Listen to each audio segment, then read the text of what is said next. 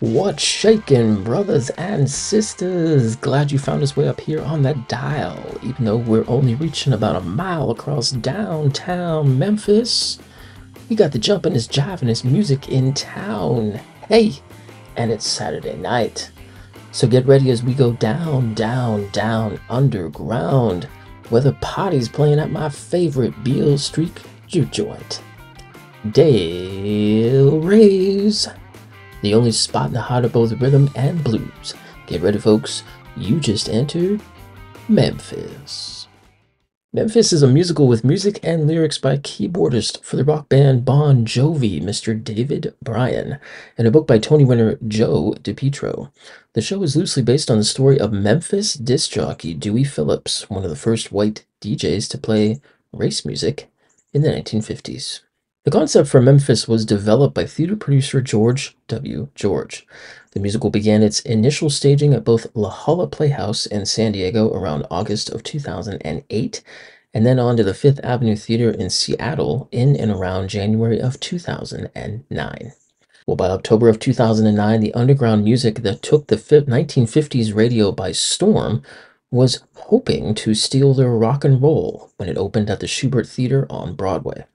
The show, running for 1,165 performances, starred a cast including many of the cast members from the pre-Broadway productions, including musical theater actor Chad Kimball and Tony-nominated actress Montego Glover.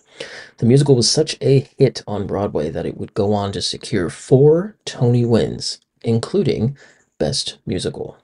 Memphis opened to mainly positive reviews. The New York Daily News gave the show 3.5 out of 5 stars and said, "It's nice to know a musical can actually surprise you.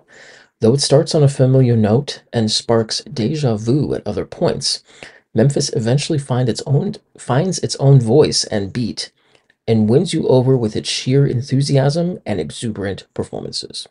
Now, it was announced in January of 2011 that Broadway Worldwide would film the production for a high-definition exhibit in digital cinemas during the spring. The show was actually captured utilizing multiple high-definition cameras, as well as 96 tracks of sound recording. By October of 2011, it was time for Memphis to scratch that itch when it began its national tour at the Orpheum Theater in its home of Memphis, Tennessee.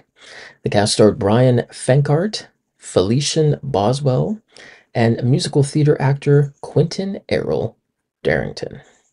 In January of 2013, the first amateur production was presented with permission from the producers as the all-state musical production for the 2013 Illinois High School Theater Festival, becoming the largest festival of its kind in the U.S. The entire cast, crew, and orchestra were made up of all high school students from all over the state of Illinois, selected by audition through a rigorous and competitive process. By October of 2014, it was clear that Memphis was ready to send its crazy little Huey over to the West End, opening at the Shaftesbury Theater, starring British singer-songwriter Beverly Knight and Kinky Boots' lead star Killian Donnelly. Now, both leads would eventually go on to star in both Kinky Boots and Cats the Musical. Unfortunately, the musical would close at the Shaftesbury Theater in October of 2015 to make way for the West End transfer of another musical legend, Motown.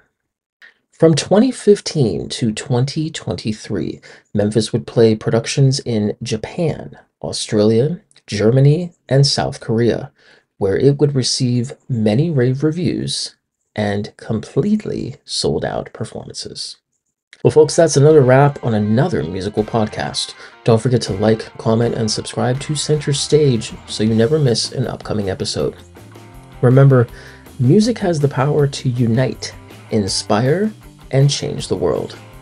Until next time, this is Huey Calhoun, bringing you the best rhythm and blues in America, right smack in the center of your radio dial.